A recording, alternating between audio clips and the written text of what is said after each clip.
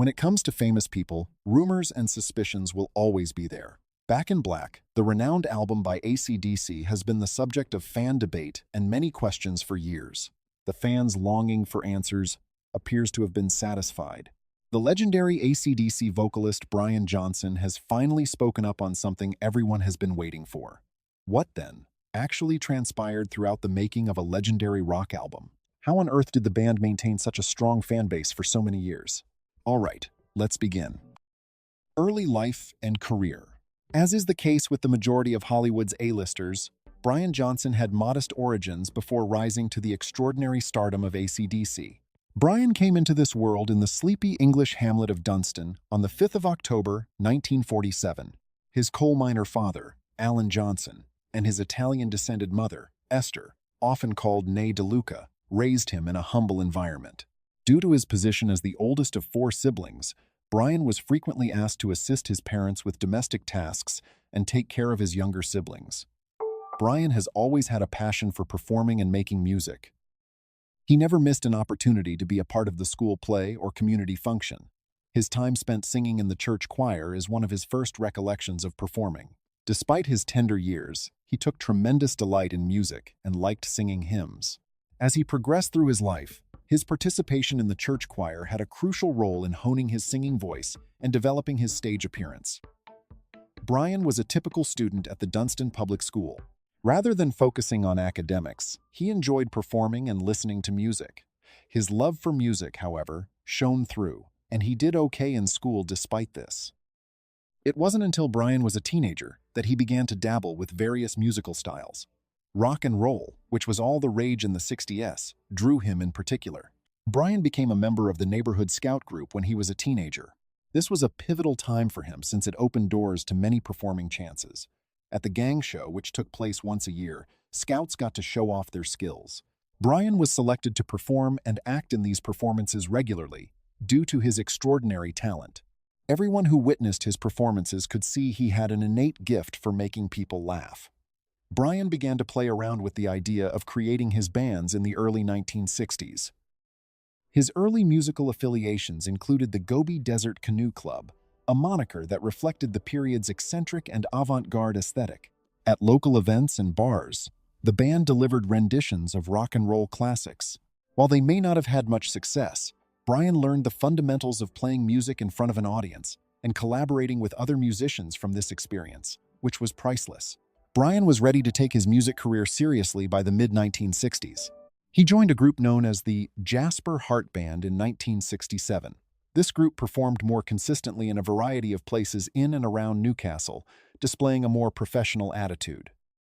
During this period, Brian started to focus on becoming a better rock vocalist. He honed a strong, unique voice that would come to define him. However, Brian didn't have the freedom to pursue music alone due to his poor origins. Brian had to keep his day job to support himself as his musical career took off. Among his many hats was that of apprentice engineer. These jobs were not particularly fulfilling for him, but they provided the necessary income to continue his musical pursuits. Brian's dedication to music was unwavering, and he spent every spare moment practicing and performing. Then, things changed when Brian finally got the turning point in his career. In 1972, he joined a band called Geordie. Geordie was a glam rock band, and they quickly gained a following in the UK. The band's energetic performances and catchy songs resonated with audiences, and they enjoyed a few hits, including Don't Do That and All Because of You. Brian's distinctive voice and charismatic stage presence made him a standout member of the band. During this time, Brian was also trying to balance his personal life. He had married his first wife, Carol, and they were building a life together. Like many young couples, they faced the usual challenges of married life, such as managing finances, juggling work commitments, and trying to maintain a happy household. Brian's work with Geordie often kept him busy and on the road, which put a strain on their relationship. Being in a band required long hours of practice, frequent travel for gigs, and a lifestyle that was not always conducive to a stable family life. As the mid-1970s came, the glam rock scene started to decline, and Geordie's popularity began to wane.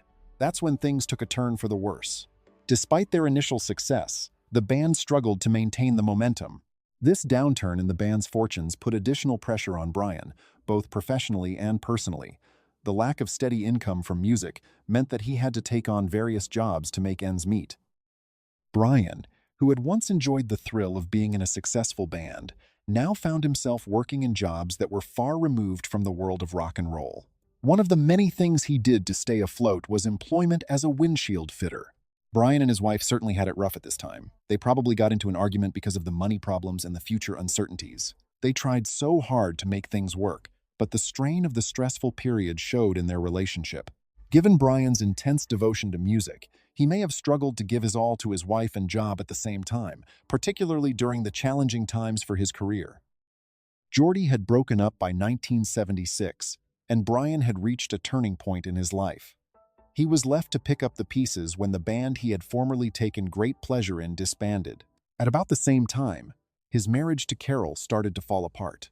It is known that they did, in fact, separate, but few people know the specifics of how they did it. Brian left the house he and Carol had shared and went back to live with his parents. Brian, who was in his late 20s, found this to be a challenging and humiliating experience. Returning home after a stint as a rising star in the music industry, he was now alone with his wife and no band to play with. Brian went through a time of profound introspection. He had to accept the reality that his marriage had failed and that his career had hit a wall. He had no idea that a remarkable change was about to transpire in his life. Tragic events befell the band ACDC in 1980. Bon Scott, who was their lead vocalist, had died suddenly in February of that year. Bon Scott was a legendary rock star who captivated audiences with his untamed energy and raw vocals. Tragically, his passing has left ACDC reeling and fearful for what lies ahead. Bon was very dear to the band's key members, Angus and Malcolm Young, and they were well aware of how difficult it would be to find a suitable replacement. On the other hand, they were quite clear that they intended to keep recording music. Over time, they concluded that they needed a new lead singer, someone who could both continue Bon Scott's work and give the band a fresh sound. Finding a replacement vocalist was no picnic. There was a tremendous amount of pressure to find the perfect individual because AC/DC was one of the most famous rock bands in the world.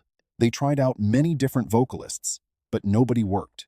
In the vein of Bon Scott, the band sought to seek a vocalist who could captivate crowds with his commanding presence and magnetic stage presence.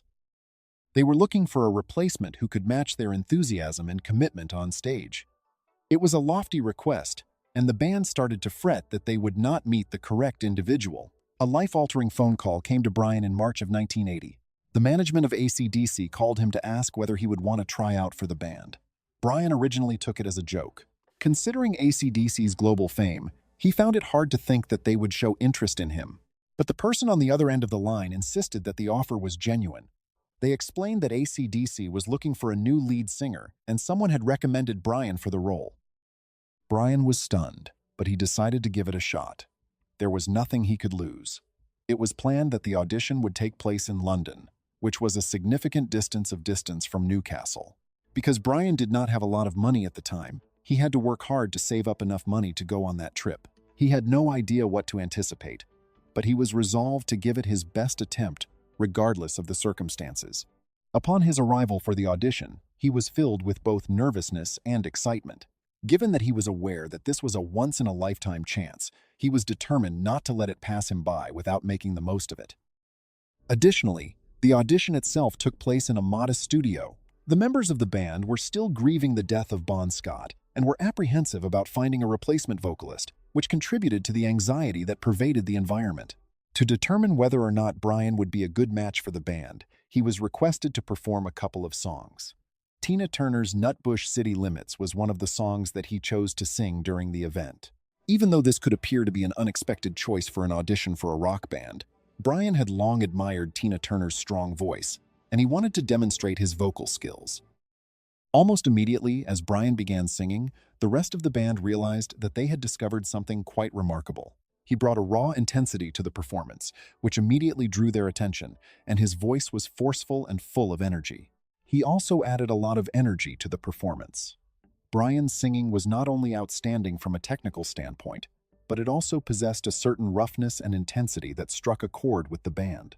They were able to realize that he possessed the same type of rock and roll energy that Bon Scott has, but in addition to that, he brought his distinctive flair to the table.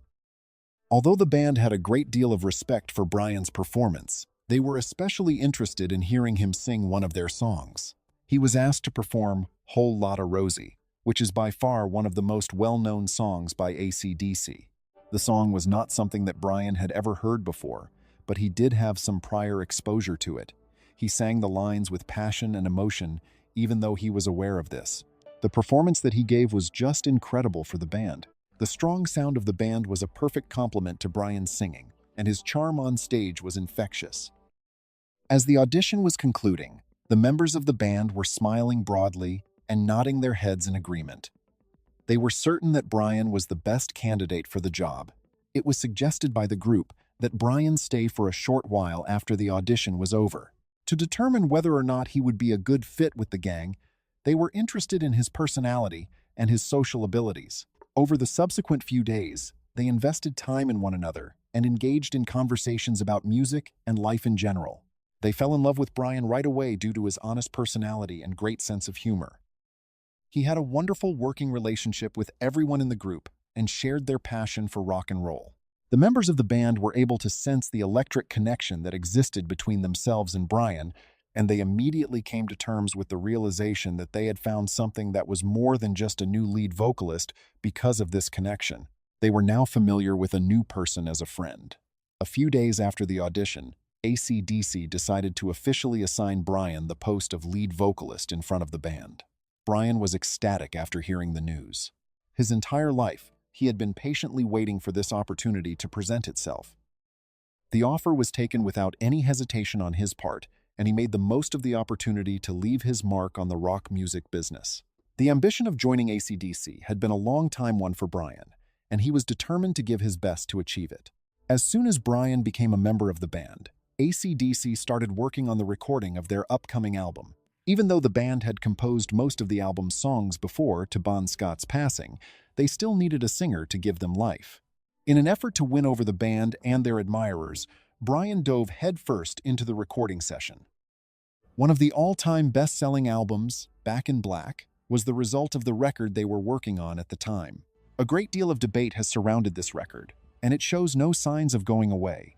Actually, a lot of listeners had suspicions about the record, and now Brian has proven them right. But just what are these problems? We can begin immediately. Back in Black album. The album Back in Black by ACDC is widely considered to be among the most iconic recordings in the history of rock music. It was the band's debut album, after the untimely passing of its previous lead vocalist, Bon Scott, who had departed tragically in February of 1980. The album was released on the 25th of July 1980. The album not only marked the beginning of their new leader, Brian Johnson, but it also became a huge economic success, selling millions of copies all over the world. On the other hand, while Back in Black was a commercial triumph, it was not without criticism. At the moment when Brian became a member of the band, they immediately began working on the new record. The Bahamas were chosen as the location for the recording of Back in Black. The plan was to remove themselves from their typical environment in order to concentrate on the production of the record. Nevertheless, the circumstances in the Bahamas were not to everyone's liking. The studio that they used was not designed to be used for recording music in the first place. It was sweltering and crowded, and there were a lot of obstacles to overcome. Brian and the other members of the band were resolute in their determination to make the most of their circumstances, despite the challenges they faced. The process of composing fresh lyrics for the record was one of the most difficult undertakings. Brian was the one who was responsible for coming up with fresh phrases for the band, since Bon Scott had been the primary lyricist for the band. What he was under was a great deal of strain.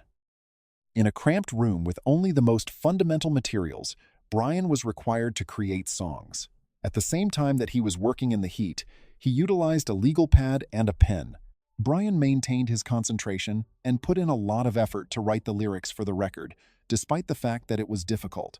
The lyrics to some of the most well-known songs on Back in Black were written while the band was experiencing these challenging circumstances. For instance, the well-known opening words of the song Back in Black, which is the title track, were composed during this time period. Brian recalled that he had written down the first sentence, which stated, "She was a fast machine, and she preserved the cleanliness of her motor." This was the beginning of what would go on to become one of the most famous songs in the history of rock music. To a large extent, the success of this record may be attributed to the diligent efforts and creativeness of Brian. Now, that's not all. There were also a number of difficulties encountered throughout the recording procedure. It was necessary for the band to put in long hours of labor and endure the unsettling conditions that existed within the studio. In spite of these challenges, they were able to record the album in a short amount of time. The fact that they wanted to keep the momentum going meant that they were aware of the fact that they needed to finish the album as quickly as possible. This was due to the fact that the timeline was extremely tight. Despite the fact that they put in a lot of effort, the band was successful in producing something truly remarkable. One further thing that caused criticism in relation to the record was the time of its release. The fact that Bon Scott had died away was a terrible blow to the band, as well as to the people who supported them. Scott was a compelling and well-liked personality who was renowned for his wild actions on stage. In addition to his distinctive voice and outrageous stage antics, Scott was also recognized for his strange appearances on stage. The loss of this guy prompted a significant number of people to question whether or not the American Cancer Society would be able to continue operating without him. In point of fact, there were some individuals who were of the opinion that the band needed to disband as a memorial to Scott in order to show respect for his memory. However, the remaining members of ACDC, most notably the brothers Angus and Malcolm Young, came to the realization that staying with the band was the most acceptable way to pay honor to Scott's legacy moving ahead. This was the conclusion that they reached. Due to the fact that Scott had passed away, they were of the belief that he would not have wanted the band to break up as a natural result of his passing. In spite of their sorrow, they started looking for a new lead vocalist, and the search finally led them to Brian, who added his own tremendous voice and vitality to the group. A great number of individuals were taken aback by the rapidity with which AC/DC went on after Scott's passing. After his demise, the band started recording Back in Black just a few months later, and the album was released less than 6 months after that. Some music journalists and fans were of the opinion that this was excessively early and that the band was being inconsiderate by releasing new songs at such a rapid pace. They contended that the band ought to have allowed themselves further time to grieve and to let the news of Scott's passing to settle in before going on. Certain others, on the other hand, were of the opinion that the band's choice to continue was an homage to Scott, who had always been committed to his music. Through the process of recording Back in Black, the band was able to work through their grief and ensure that Scott's spirit would continue to live on via their music. The film Back in Black was a great hit when it was ultimately made available to the public. Millions of copies of the album were sold, and it topped the charts in a number of different nations. Once it was released, the album went on to become one of the most successful albums in the history of music. The band AC/DC had a big event as a result of the extraordinary popularity of the record. The fact that they were still able to produce high-quality music despite the fact that Bon Scott had died away was shown by this. Additionally, the success of the record contributed to the establishment of Brian as an essential member of the band. Initially, there was a range of responses to the high-pitched voices that Brian performed. There were a few people who were astonished by Brian's vocal manner, including his friends and former bandmates. The higher tone of Brian's voice was strange to them, because they were accustomed to the deeper and harsher voice of Bon Scott. Certain individuals were of the opinion that Brian's voice was excessively high and was not suitable for rock music. However, as time progressed, a huge number of individuals began to enjoy Brian's one-of-a-kind style. His voice became an integral component of AC/DC's sound and contributed to the band's music by helping to establish its style. AC/DC had a very wonderful run throughout their career, with the exception of the controversies surrounding the Back in Black album. How precisely did they manage to keep their status as one of the most successful rock bands in the history of the genre? Well, let's find out. AC/DC's legacy, after Back in Black and Brian's opinion of today's music. In the years after the release of Back in Black, AC/DC proceeded to create further albums and maintain their level of achievements. Their subsequent albums were titled For Those About to Rock, We Salute You, Flick of the Switch, and Who Made Who. These albums were released in 1981, 1983, and 1986, respectively. With each of these albums, the band was able to add fresh music to their library, which contributed to the band's continued success. AC/DC continued to draw in big audiences, and their albums were met with positive reception from their devoted followers. Their live performances are among the most significant aspects of the legacy that AC/DC has left behind. The band has earned a reputation for putting on intense and high-energy performances. The concerts that they perform are renowned for being extremely forceful and exciting. There is a widespread consensus that AC/DC is among the best live rock bands that have ever performed. Their ability to put on concerts that are so dynamic has contributed to their continued popularity over a long period of time. Their live performances are usually packed with a lot of energy and excitement, and their fans really like seeing them play. One of the most significant aspects of the band's history is the impact that they have on other musicians. Numerous musicians have been influenced by the music of AC/DC, which has had a long-lasting effect on rock music. The evolution of hard rock and heavy metal may be traced back to their style of music. Among the bands that have been affected by AC/DC include Metallica, which is well known for the heavy metal style that they play. Although Metallica's music is frequently more dramatic and intricate than that of AC/DC, the two bands have a forceful and energizing approach to rock music when it comes to their music. There have been several interviews in which Brian has discussed the distinction between the heavy metal approach that Metallica use and the hard rock style that AC/DC employs. According to him, it is essential to possess a grasp of AC/DC in order to comprehend the distinctions between heavy metal and hard rock. The music known as heavy metal is characterized by its loud and aggressive sound, which frequently features intricate guitar riffs and solos. The band Metallica is a great example of heavy metal because of the aggressive attitude and powerful sound that they represent. Hard rock, on the other hand, is a style that is more direct and has an emphasis on catchy rhythms and melodies. This is precisely the type that AC/DC is renowned for. The music of AC/DC is frequently simpler to listen to and possesses a raw and energizing feel that is cherished by its followers. That is not the end of the story. In addition to this, Brian discusses the significance that drummers have in both heavy metal and hard rock music movements. As an example of a drummer who has had a significant impact, consider Ringo Starr of the Beatles. His inventive drummeric approach has served as an inspiration to a great number of rock drummers. A high standard has been established for drummers as a result of Ringo Starr's ability to craft drum sections that are memorable. The band's own drummers, like as Phil Rudd, have also made significant contributions to the sound of the band from time to time. AC/DC's music has been defined in large part by Rudd's consistent and strong drumming, which has also been an essential component of the band's popularity.